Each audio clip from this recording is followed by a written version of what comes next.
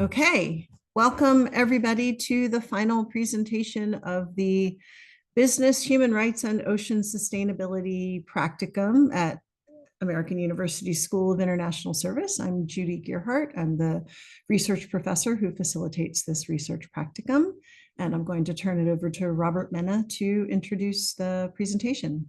Thank you. Good evening, everyone. Welcome. This summer, we've been analyzing human rights in the seafood industry through a lens that we think is particularly relevant and timely.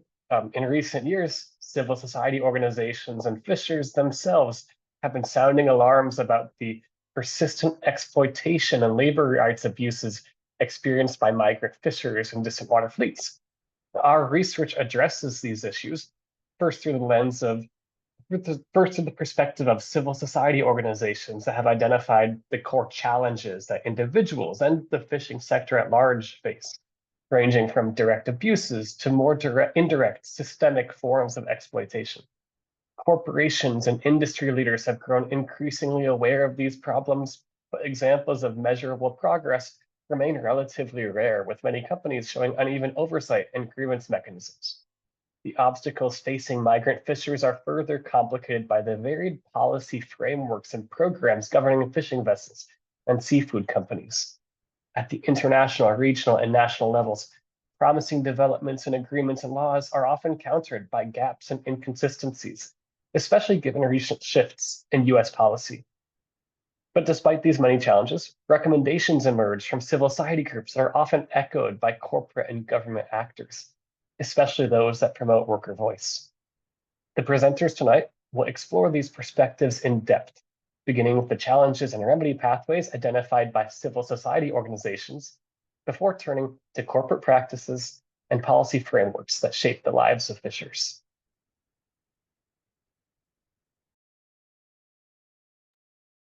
Hi, everyone. Today, I'll be sharing our research on CSO perspectives on remedy pathways for fishers and fisher involvement in IUU reporting. This research documents the systemic challenges that migrant and distant water fishers face, from exploitative recruitment practices to poor working conditions, limited remedy access, and weak rights enforcement. CSOs play a critical role in helping fishers exercise their voice and agency, which in turn supports greater protection of fishers' rights and potentially of the fisheries as well. Next slide, please. So our research focused on two main areas. First, how fishers can access remedy through fair and accessible grievance mechanisms. And second, the potential for fisher involvement in IUU reporting. We looked at these issues through CSO case studies and expert interviews, with the goal of identifying gaps and best practices in recruitment oversight, worker reporting, and remedy systems. And ultimately, this work aims to support more effective grievance pathways for exploited fishers and explore how, if their voice were truly free, fishers could play a critical role in identifying IUU fishing from the inside. Next slide, please. So recruitment is the critical entry point where many migrant fishers first face exploitation. Unions advocate for collective bargaining and grievance access, but their efforts are limited by a lack of transparency around vessel ownership and recruitment systems. This figure here was informed by our interview with the Indonesian Migrant Workers Union, also known by their acronym SBMI, which is the largest migrant worker organization in Indonesia, as well as our secondary research from Upwelling by Judy and her colleague Moynihan. And this figure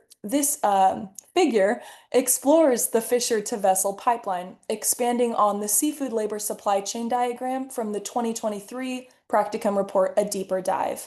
And so while this may vary across different geographical contexts, we found that recruitment processes within the industrial fishing industry and predominantly within East and Southeast Asia often involve two recruitment agencies, one in the fisher's home country and then one in the country of the vessel. So as you can see here, fishers are first approached by informal brokers, often former fishers themselves, who lure them in with false promises and receive a cut of their recruitment fees. And SBMI shared with us an example of fishers making $175 a month, but then having to pay fees amounting to $1,200. And these fees can drive workers into debt bondage, especially when recruitment agencies often contract and pay workers directly, holding disproportionate control and the ability to deduct payments directly from fishers' wages. So we learned that even when laws exist, like Indonesia's law 18/2017, which requires recruitment agencies to remedy grievances, many are simply ignoring these obligations. And then further compounding the issue, fishers' visas are often employer linked. So reporting abuse can result in termination and then deportation. So what's the path forward? We found that real reform requires fisher-led solutions. So CSOs, especially unions and membership-based organizations, are key. And SBMI, for example, not only advocates for change, but also educates and organizes migrant fishers from recruitment throughout their employment, offering training on how to assert their rights, understand their contracts, and then seek help if they're not paid. And they've shared that fishers who have completed this training have successfully engaged recruitment agencies directly. They've been able to ask questions about contracts, payment, and insurance.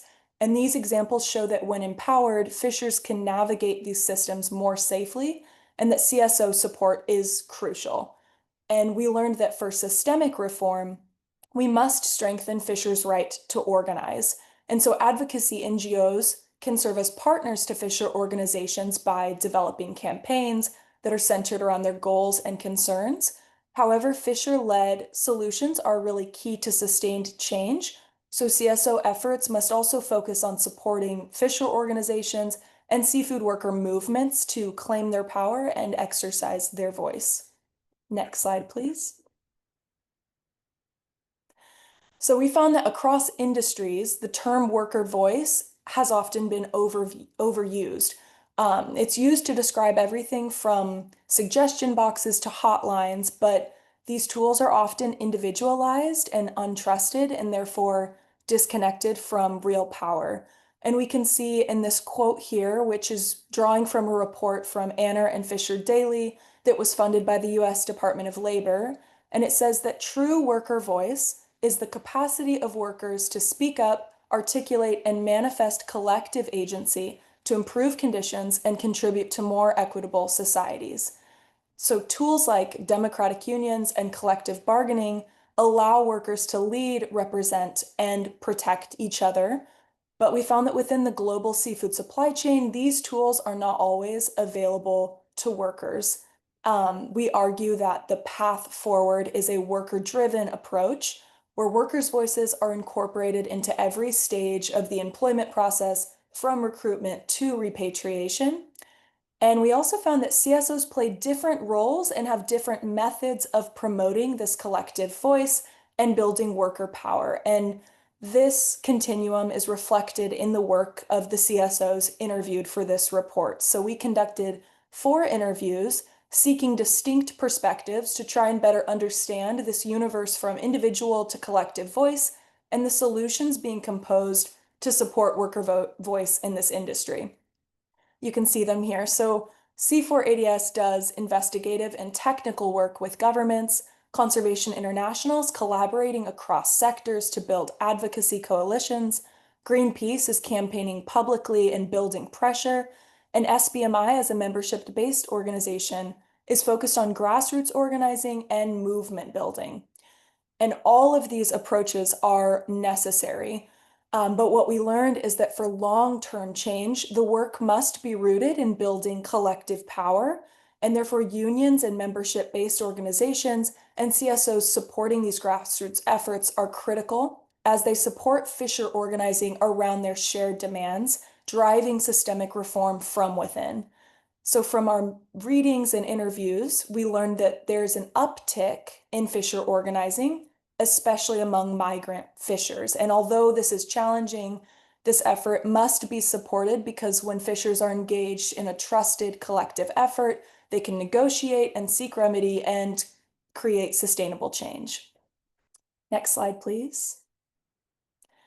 So true worker voice mechanisms must both capture the voices and needs of workers and then channel them into clear pathways for remediation. And according to the UN guiding principles, remedy includes restitution, compensation, rehabilitation, and guarantees of non-repetition. Remedy mechanisms can be judicial or non-judicial, but they must be legitimate, accessible, predictable, equitable, rights compatible, and transparent. However, we found that significant barriers exist, as you can see here, such as geographic isolation, weak law enforcement, inaccessible or untrusted grievance channels, fear of retaliation, and murky accountability due to subcontracting and these third-party labor brokers. So we found that effective remedy mechanisms should offer trusted, anonymous, and multilingual access, independent oversight that includes collective voice, co-governance by fishers and CSOs, and adaptability over time.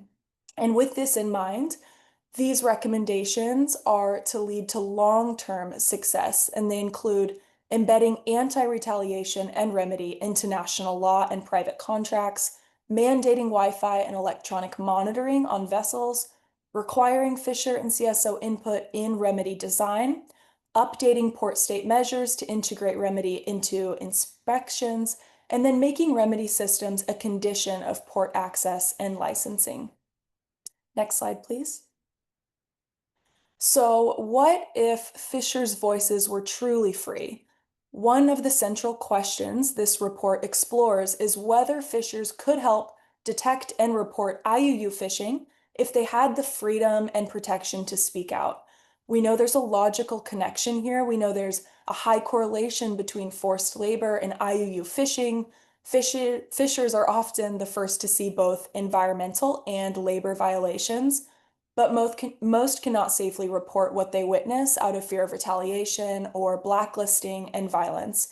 And many fishers lack contracts and legal protections or the secure tools for reporting.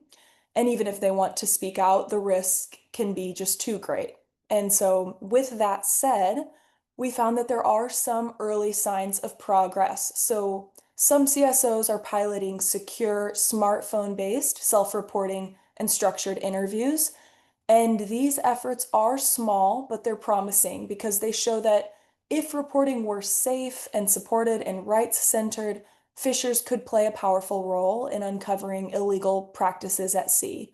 And we are not there yet, but we could be. This won't happen by solving labor and environmental issues separately. Rather, it requires a rights-based approach that unites both goals and is centered on free collective worker voice.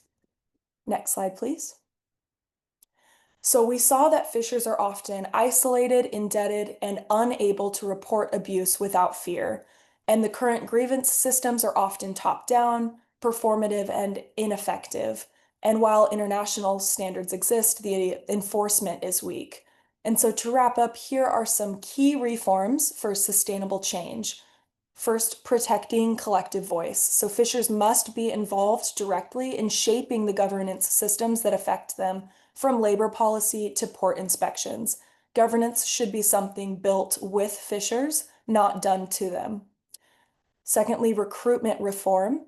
Employer-linked visas must be abolished, and document confiscation, like holding passports, must be explicitly prohibited and enforced.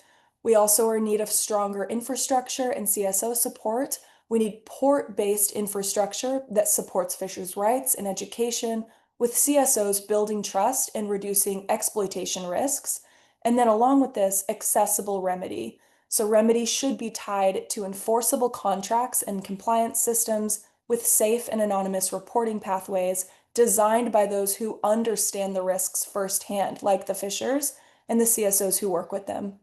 And to conclude, fishers should not be seen as mere victims or labor inputs. They are rights holders and leaders, and reform starts with recognizing and resourcing their agency.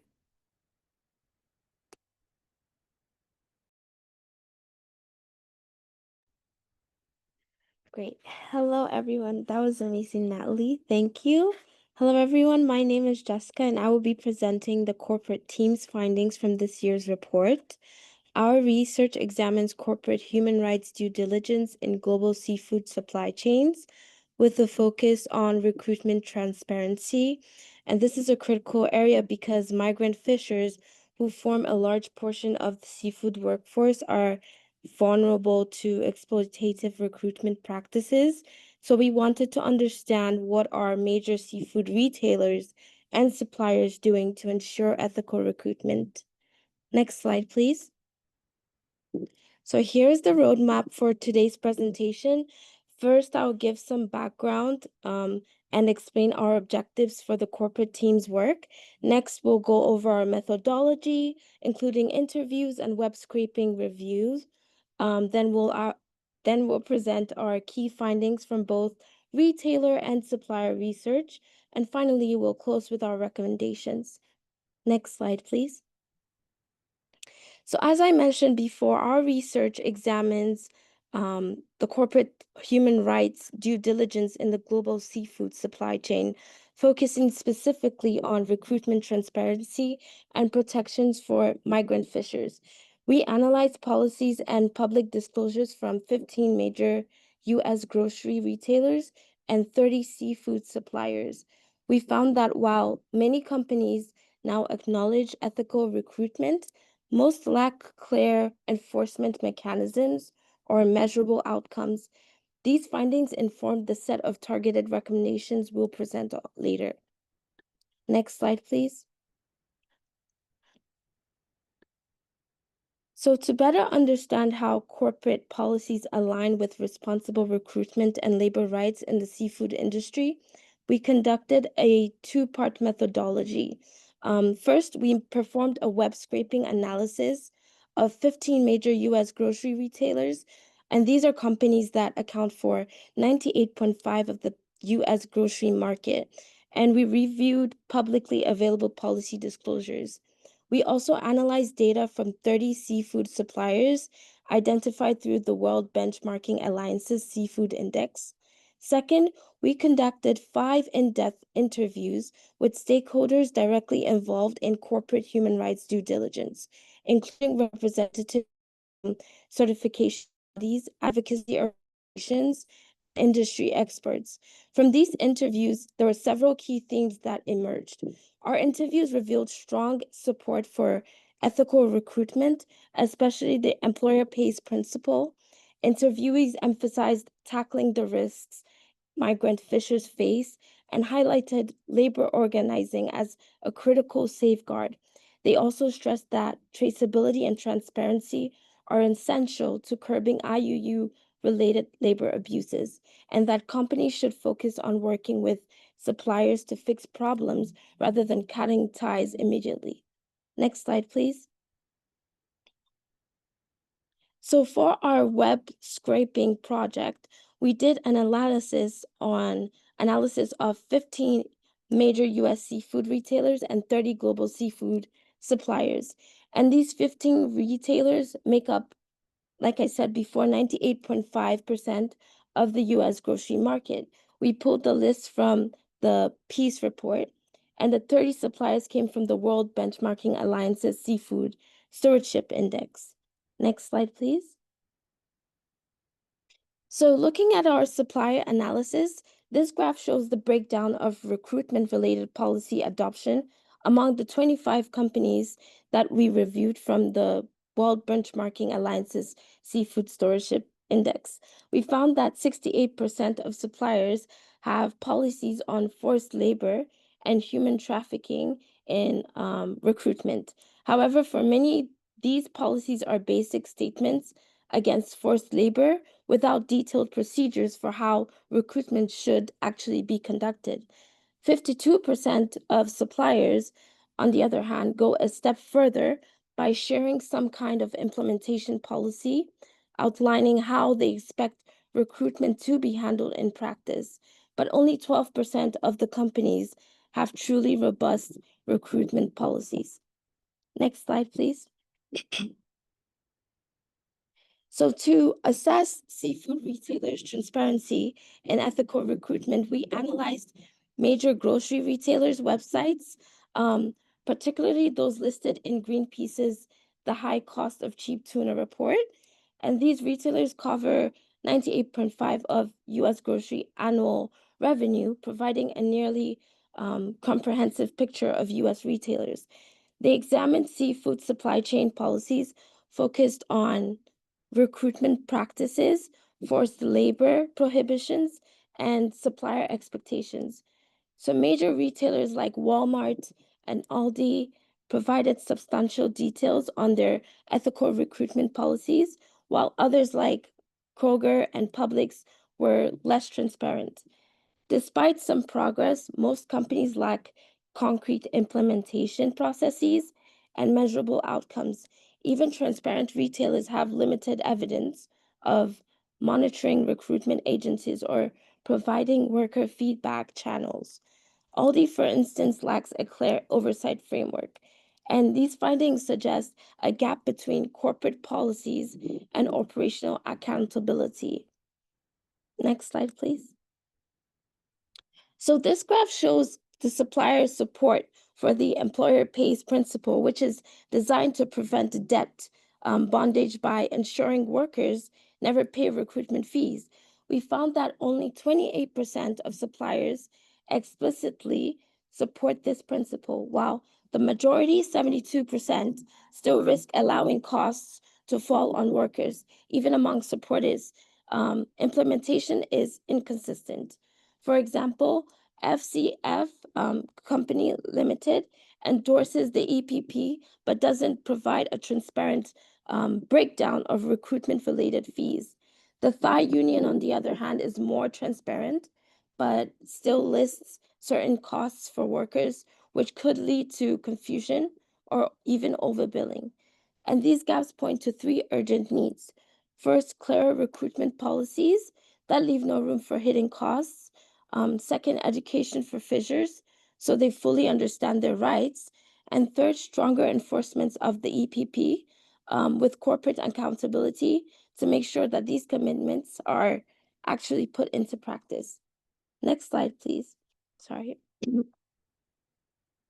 So our recommendations focus on three groups: the suppliers, certification bodies, and retailers.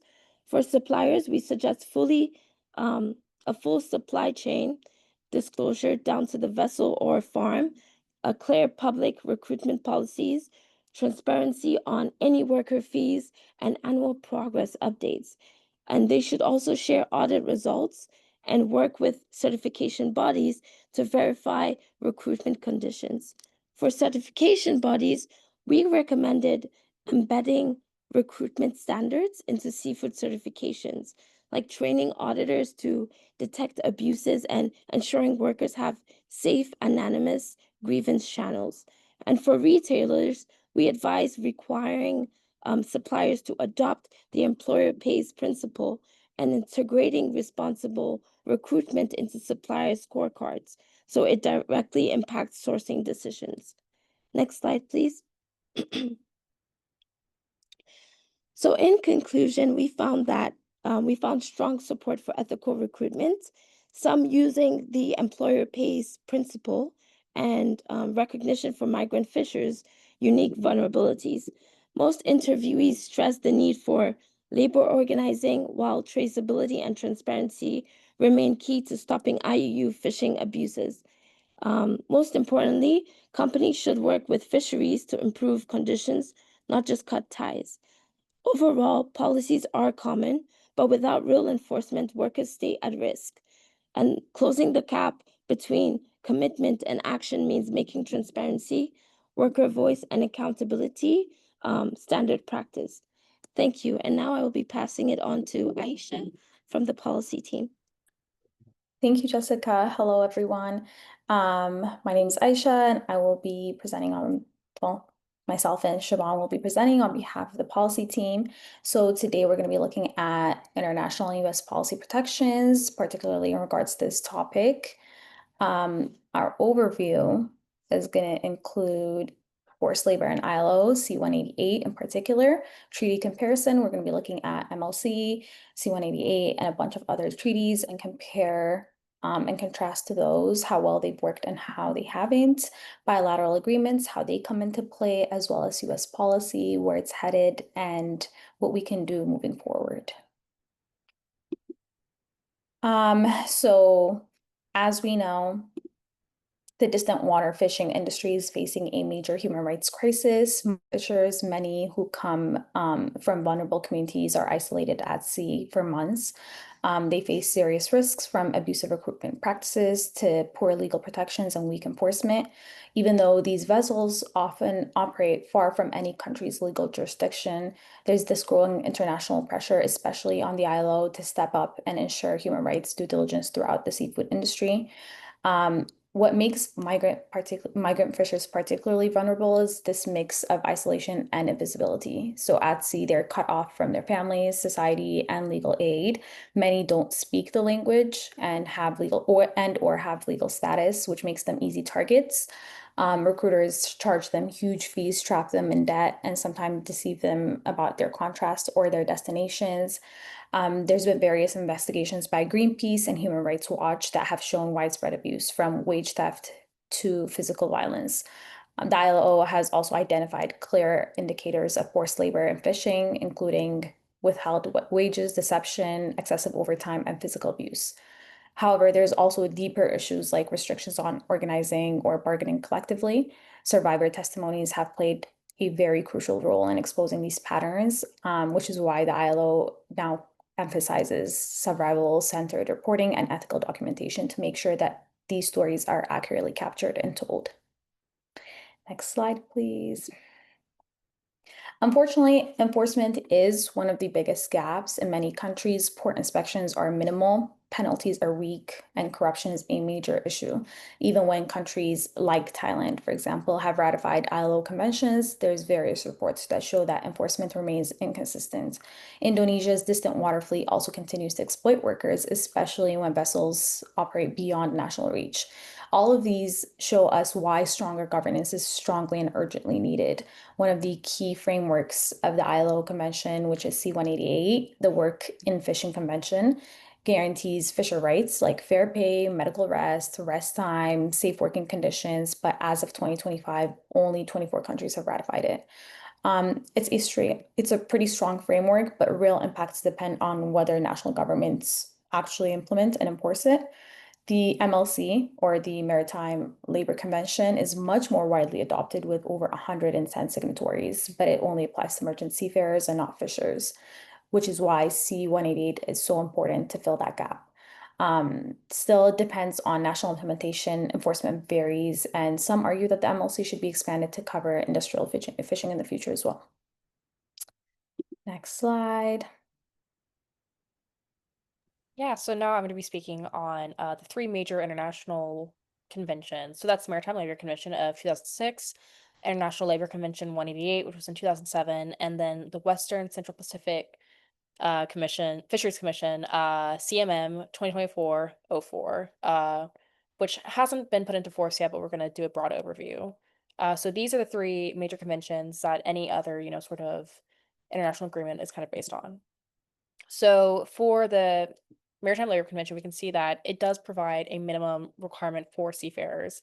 And it's actually, was a revolutionary piece of legislation at the time. It covers the minimum requirements for work conditions, employment, accommodation, health protections, welfare, social security, as well as compliance mechanisms, and has been adopted by over 95 countries and covers up to 90% of the world's shipping fleet. So overall, it is the most widely implemented, sort of fishing treaty or welfare treaty for seafarers that we see today. C-188, as Aisha discussed, was introduced to extend these protections towards fishers and migrant workers who are not covered in the Maritime Labor Convention. So it creates a binding condition for work and fishing vessels and includes occupational safety, health, medical care, rest periods, written work agreements, social security, and ensures decent living conditions. And it also helps prevent unacceptable forms of work for fishers, especially migrant fishers. Um, States that ratify it do have to commit to control fishing vessels through inspection, reporting, monitoring, and complaint procedures, whereas the MLC has a PSC, which is also known as a port state control, And studies have shown that for a PSC system, which the MLC uses, there's a decrease in noncompliance over time, suggesting an increased focus on seafarer conditions. And lastly, we have the WCPFC's CMM 2024-04. A lot of words. So this one was adopted as mainly a policy aimed at tackling labor abuses and forced labor and human trafficking within the fishing industry among the 26 state parties that participate in the Western Central Pacific Fishing Commission. It does lack enforcement without complementary national legislation or collaborative implementation, and it's not yet in force. So its effectiveness is yet to be known. So one of the major endeavors that we tried to do within this is do a sort of policy cross comparison between all three of these major bodies of work, and to see, what is the most effective, and what sort of reforms can we see to really ensure that these protections are being widespread. And this is a lot of words. So what we did was we broke it down into a sort of visual chart. So as you can see, even though the Maritime Labor Convention solely extends these protections to seafarers, we can see that it has the most protections, with ILO C-188 and WC coming in second, and then obviously the WCPFC is missing a lot of these key factors. So then that kind of brings us to the question, what is, the sort of standard going forward? While, CMM only has 26 state parties, it's not yet been enforced, and we don't know how well it is at enforcing these things. ILO C-188 does offer more protections, however, it's only being participated by 24 other countries. So we can see it's definitely lacking, whereas the Maritime Labor Convention does have success in these protections, has over 95 participating parties, covers 90% of the world's fishing force. So we can see that at least ratification to the MLC, which has been done before twice, would be the best path going forward and be the best way to introduce further protections to those that are not currently protected by it. All right, and now we go into regional regulation, or how RFMOs are getting involved. So this slide brings together three important layers of current labor governance in distant water fishing: the core mechanisms and recent bilateral agreements, the role of the WCPFC, or the Western and Central Pacific Fisheries Commission, and examples of country-to-country MOUs that are trying to address these issues. So at the top, we have the four key components common to many of these agreements. First one being certification and joint vessel monitoring, which allows both labor sending and labor receiving countries to track these vessels and crews. The second one being pre-departure training and labor rights education. That's specifically important for Indonesian fishers entering foreign fleets. The third one being recruitment fee regulations that shift financial responsibility from workers to employers and helps prevent that bondage we talked about on the last slide. And finally, grievance mechanisms like inspections, onboard Wi-Fi, and reporting challenge. So in the middle, we see WCPFC, which is increasingly playing a role in labor regulation. While its mandate originally focused on environmental issues, pressure over human rights concerns kind of led to the adoption of the 2024 crew labor standards. So these standards covered working conditions, contracts, wages, access to communication, and are enforced through the WCPFC's existing systems like electronic monitoring, port inspections, and observer reports. And on this side, we see a snapshot of four key bilateral agreements involving Indonesia, showing how each country has approached labor regulation. So South Korea's MOU focuses on structured recruitment and enforcement. Spain's promotes mutual vessel and training recognition. China emphasizes IUU and includes labor language. And Taiwan proposed MOU includes collective bargaining and shared investigations.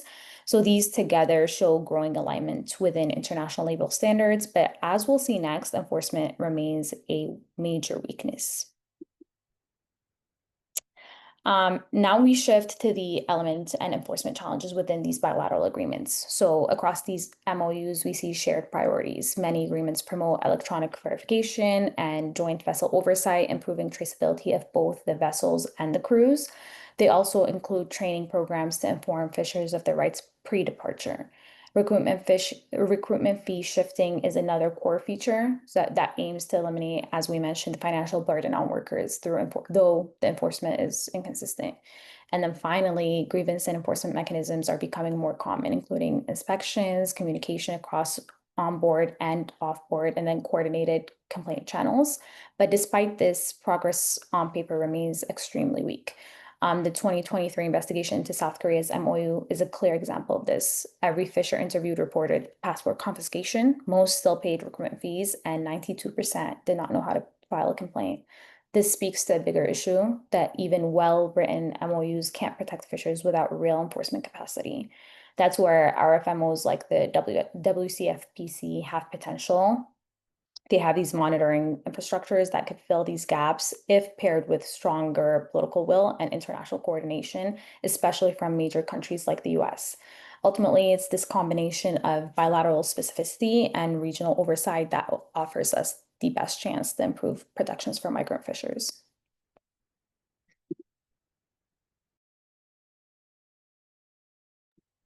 All right, so now we're going to be moving into this sort of US foreign policy perspective, as well as shifts that we're seeing from the Biden administration to the Trump administration. So, obviously, with a new admin coming in, we can see that there is going to be, some sort of new policy when it comes to addressing these labor abuses in supply chains.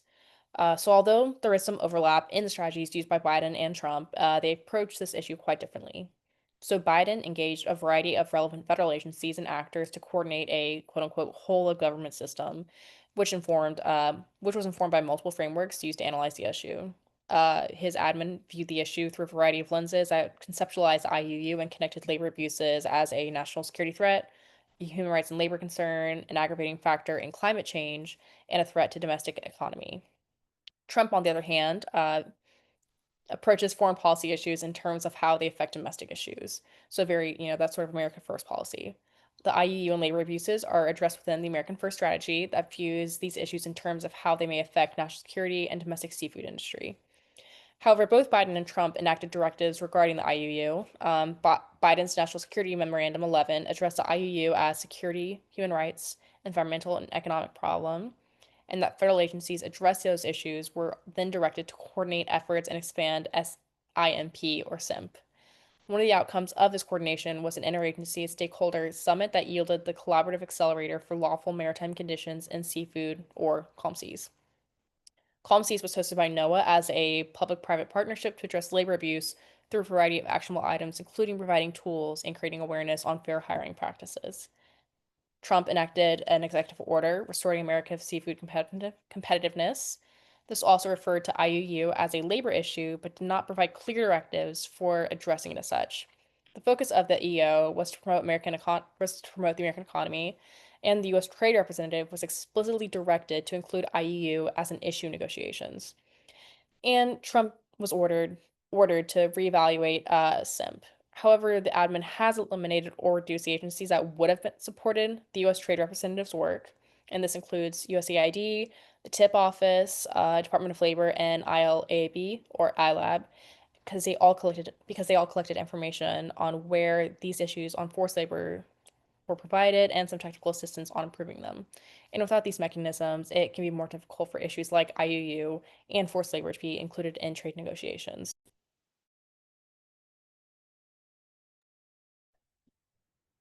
In spite of this shift, tactical victories are still possible. So migrant workers' rights advocates on developing strategies to engage directly with congressional members for better legislation, as there appears to be some bipartisan willingness to address labor rights in Congress. They can engage directly with corporations who are increasingly open to stricter due diligence policies and support them in advocacy efforts. And CSOs can help fill the vacuum left by reduced federal agencies that were collecting information and providing technical assistance. This admin's priorities can be used as levers, advocates for fisher rights that can communicate IUU and labor rights as a national security and economic threats that align with the admin's priorities. And tools to be considered are import bans to include the Waiver Forced Labor Prevention and Tariff Act. They can be trade agreements, and for extreme violations, the Global Magnitsky Act can be used to sanction individual offenders. Given the policy shifts, the Customs Border and Patrol and the U.S. Trade Representative may be the biggest players during this admin. And now I'm going to move this back to Robert. Having heard our comprehensive Oh my goodness, I'm so sorry. Having heard our comprehensive analysis, I want to thank you, audience, for your time and attention. We now open the floor to your questions and thoughts on civil society organizations, corporations, or policy in fishing rights.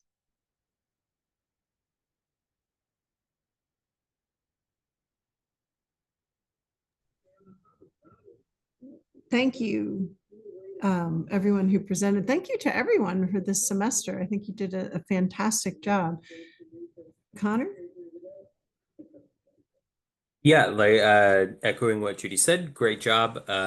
This was a lot of information, and you guys not only put this presentation about it together, but only had probably, I forget how long, like 8 weeks to sort of download it all and make it you know understandable to the rest of us. Something I was thinking about, you had mentioned in the corporate section that FCF supports the employer pays principle, which perked my ears up a little bit because, and I went back and fact checked myself. Their subsidiary Bumblebee is the subject of a lawsuit. And one of the things that is going on in that complaint is that both, at least two of the fishers had to pay recruitment fees in spite of Bumblebee participating in FCF's recruitment policy. So I was thinking about what you had said about how I think something like 70% of the corporations that you reviewed or interviewed support the employer pays principle. Was there any indication of who they thought should pay for the employer pays principle?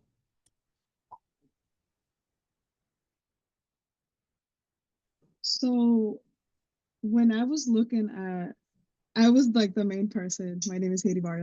I was the main person looking into the suppliers. And what I found is that most of the times they would just basically say company pays recruitment fees. And that, although that is not really specific, sometimes they would get into like details and talk about what the recruitment fee like entails exactly. But that is as much as transparent as they got in the policies. Thank you. Did any of them post like case studies or any specifics beyond just saying, yeah, that sounds great?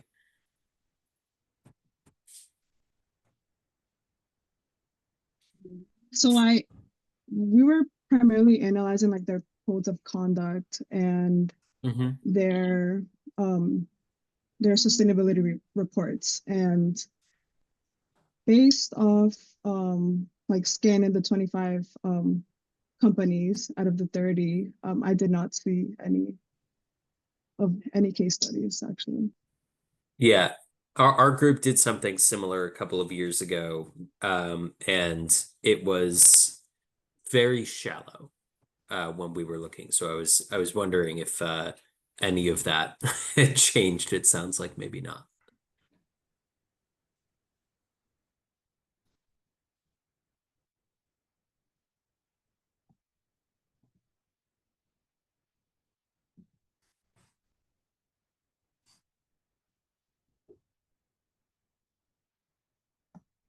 Marina, welcome back from your travels. It's good that you could join us. Yes, well, thank you so much for the invitation, and hello, everyone. Marina Colby here was kindly invited to join and listen in, and I was very impressed by the presentation. You all have come a very long way, and I actually was taking notes. I'm learning from you. And one thing that really stuck out for me in policy piece, but then I think it's also related to the advocacy piece. Maybe it's, kind of cross cuts, is around the strength of the Maritime Labor Convention, the MLC, and the weakness of the Convention 188 on work and fishing. And so I'm just wondering if any of you have thought about why this one convention, which really does focus more on seafarers and not fishing vessels, has so much more support. And I'm just wondering, maybe in the world of advocacy, that seafarers there's more influence maybe in the shipping industry versus the fishing industry to support the rights of workers. Because it does seem like Convention 188 is quite weak. It's not getting the ratifications, but also then in the policy paper or research that you've been doing, are you seeing like companies or other influencers actually mention Convention 188, like they support it? Or do you see potential, perhaps a future advocacy campaign on the fishing side that would point to the maritime side, there we go, to say, hey, look at the seafarers. They're getting so much more support, for their rights versus the fishing community. Just wondering if anyone has thought about that. Yeah, so that was actually something I kind of looked into at the beginning of my research, and definitely something I would encourage a policy team to explore later, was legal definition between seafarers and fishers. And my best guess is, i- honestly, the definitions between the two is very ambiguous. And the best guess I can have as for the differentiation between the MLC and ILO C-188 is that this sort of ambiguity between seafarers and specifically migrant fishers as opposed to seafarers, it gave, participating countries a little bit more leeway, to where they didn't have to provide those protections for everyone. And because of the fact they didn't have to have all these enforcement mechanisms, it probably was a bit more appetizing, especially when it came to integrating into their own national frameworks. As for how it ties in on that corporate side, I'm not really sure. I did see a lot of studies specifically from, Indonesia, and India, I believe, citing C-188 as, something that was successful when properly implemented, but it's really just something that I would have loved to explore more, but at the time it seemed a bit too excessive for this paper. Yeah, thanks. It just does seem like the seafaring industry, like the workers there, maybe they have more support from global unions than fishers do on fishing vessels.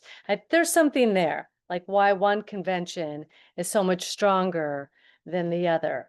And there's probably a good advocacy campaign there doing that. Using that chart you did was really helpful tool just to show the differences, and that there should be more alignment for these workers on vessels, whether they're shipping or fishing. So thanks for that.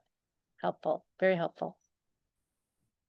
Yeah, One thing thanks I'd for like that, to Marina. add. Oh, No, go ahead, Robert. I was just going to say, and thanks, Marina, for tipping us off to looking at the WCPFC and adding that into the mix. Go ahead, Robert. well, one thing I want to add to on that question is some of us talked with a few leaders from Nautilus International and from the International Trade Federation, Transit Workers Federation, about this question specific about what was it that led to the Maritime Labor Convention becoming an effective means of of protecting workers' rights, while C188 really wasn't. And what they suggested to us is at the very time that these conventions were agreed on, it was partially just by chance, not exactly by chance, but there was some chance involved in a lot of countries initially getting on board with one of them and not on the other. So the momentum got started very early with the Maritime Labor Convention, but that's part of the reason that we only have, what is it, 24 countries or something like that who have ratified C188. And part of it does have to do with advocacy from different organizations and industries. The fishing industry has definitely been opposed to a lot of the protections that the MLC might provide. But back in 2006, 2007, there was a lot of history that's really hard to rewrite. And that means it's going to be really hard to make any sort of revisions to C188. And they suggest that maybe that's not the way to go about it. Maybe that ship has sailed and we need other ways to protect it beyond reforming C188. So just some thoughts that one of our interviews connected with. Yeah, that's great. Thank you so much. That's so helpful because, and then also you mentioned you were speaking with the International Transport Federation. So a big, stronger union, but on the fishing side, still pretty weak in relation to union support, it looks like. Thank you. Yeah, thanks for that question, Marina. And I think it definitely is worth more research. What this team put together with Siobhan in the lead is this comparison analysis that I think really shows it up. But as Robert says, it will be hard to change the conventions, as you know so well. But some folks have argued, including colleagues from the unions, that there's really nothing prohibiting a country from applying MLC to industrialized fishing. So that becomes one of the questions, because the C188 applies broadly to fishing, including much smaller fishers where there's not a salary and it's a very different construct in the way the sector's managed. So perhaps that's an avenue we can look at in the future.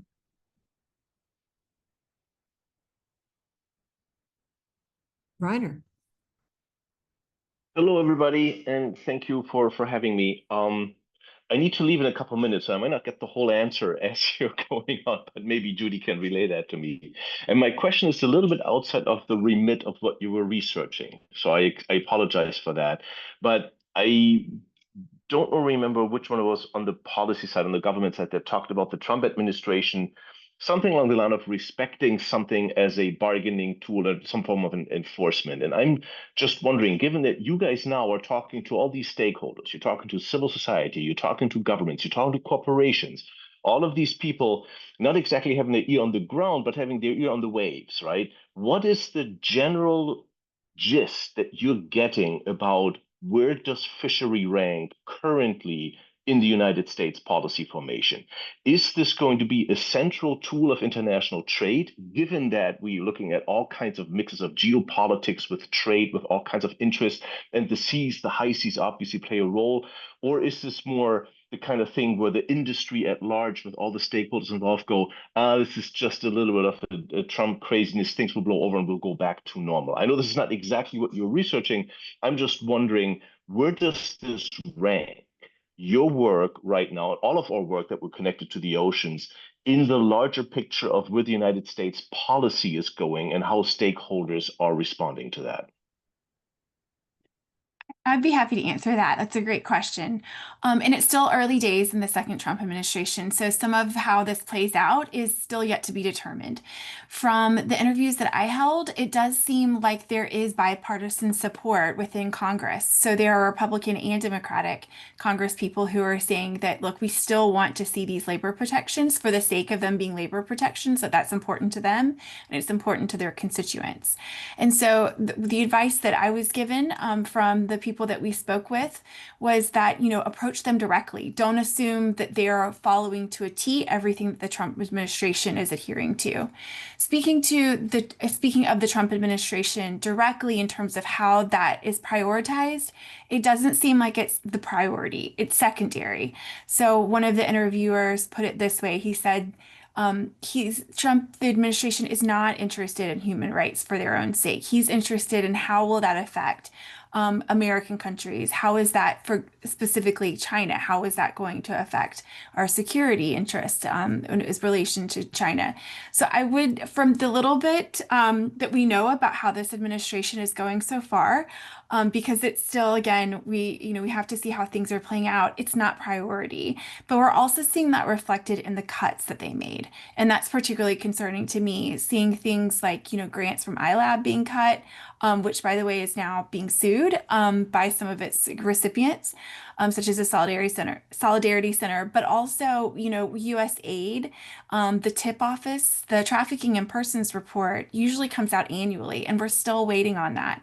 So some of the supportive mechanisms. So my question that I'm waiting to see how this is going to manifest is how are they going to use IUU or labor abuses and part of their trade negotiations if they no longer really have those networks that feed that into information back to them? How are they going to know if these things are being enforced or if there's even a need there, because those things are now missing?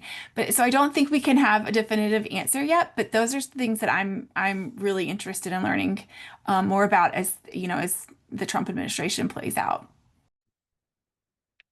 I can also speak of this somewhat. I was a diplomat up until a few months ago. But coming at it from the international policy perspective, it's really interesting to see how these sort of new regulations within the State Department are taking place, specifically with the cuts to DRL, which is its Division of Human Rights and Labor, PRM, which is Populations, Refugees, and Migration, and OES, which is Oceans, Environment, and Scientific Studies. So we can see that these sort of three major offices within, or bureaus actually, bureaus within the State Department have either been very much defunded, are running on bare minimum operations, or have been cut entirely.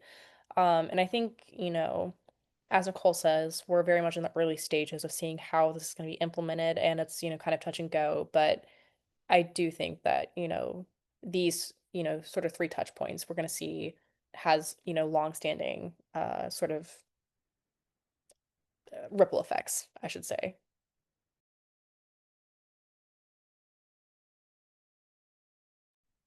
Thank you. Thank you very much. Thank you for that. Marina, I was going to put you on the spot, so I'm glad you put your hand up. It would be great to hear your perspectives on this, given that you were so much involved in the whole of government approach. Yes, from USAID. And also, the beginning of this Trump administration. And so one thing that I would highlight for you all who are really interested in this, the policy approach behind this, and you had it in your research report, was there's this new the new EO on protecting American seafood. And so I think what's really important, and how to relate this back to labor rights, is when you think about it, if you have any influence with the Trump administration, bye Reiner, or the seafood industry, I think that a really good argument, and you can see it, you can see it in your research and your presentation today, is that the best way to protect American seafood globally is to ensure that it's not being undermined by forced labor practices globally. So how do you ensure that? You support labor rights. So there's an argument for the protection of labor rights for fishers, that supports and protects the American seafood producers, because they can't compete with forced labor. So that's the argument that, we were trying to use to protect our programs. And it didn't work, because I think there was, at the time when USAID was being dismantled, and iLab programs cut and DRL cut, the goal wasn't, they weren't thinking about, they had another reason to do that, and that was just to shut the agency down and to, from my point of view, terminate programs so there can be maybe a batch of new programs. So they didn't. It was almost like the messaging didn't matter at that point. But I think moving forward, they really do want to protect American seafood, then that messaging will matter. But during the time when all the programs and agencies are being reorganized and dismantled, nothing, no messaging is going to get through, because the goal is just to close things down. But I would keep pointing to this U.S. policy, this executive order on protecting American seafood through strengthening labor rights globally, because there's something obviously there, and it really comes out strong in your research and your work. So thank you.